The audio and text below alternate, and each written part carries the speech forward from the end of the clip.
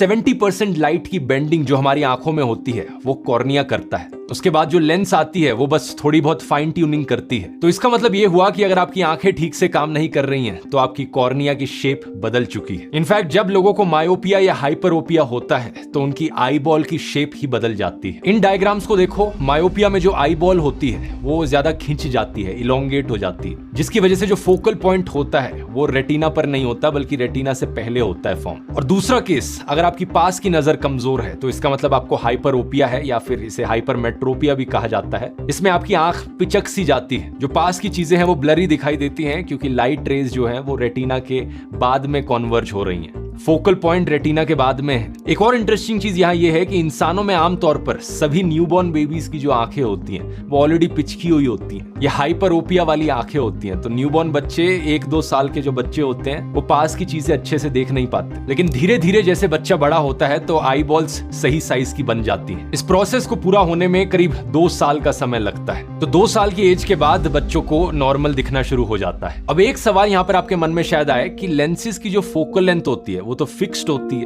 तो ऐसा कैसे कि इंसान दूर का भी देख सकते हैं और पास का भी देख सकते हैं। हमें अपनी फोकल लेंथ बार बार बदलने के लिए लेंस की शेप को भी बार बार बदलना होगा। ये बात बिल्कुल सही है और ये काम किया जाता है इंसानों की आंखों में आई मसल्स के द्वारा, जिन्हें सिलरी मसल्स भी कहा जाता है। अपनी आंखों के सामने एक बार अपनी उंगली ऐसे दूर रख के देखो और धीरे धीरे अपनी उंगली को देखते रहो और अपने आंखों के पास लाते रहो।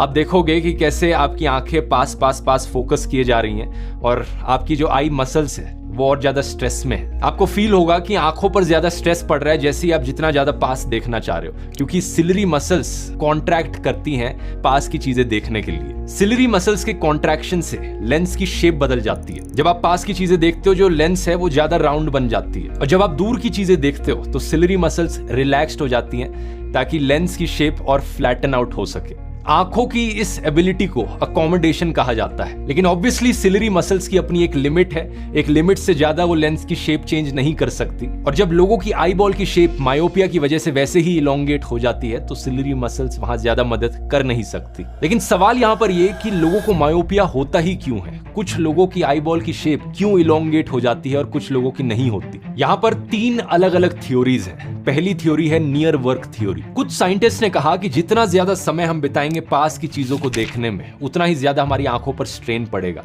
उतना ही ज्यादा हमारी सिलरी मसल्स को काम करना पड़ेगा और उतनी ही ज्यादा देर तक हमारी आई बॉल ज्यादा गोल बनकर रहेगी, स्क्वीज्ड रहेगी। और जितना ज्यादा समय आई बॉल स्क्वीज रहेगी उतना ही ज्यादा मुश्किल हो जाएगा आई बॉल को वापस रिलैक्स कर पाना। यह है नियर वर्क थ्योरी। जितना समय आप बिताओगे किताबें पढ़ते वक्त, फोन के स्क्रीन को देखते हुए, लैपटॉप के स्क्रीन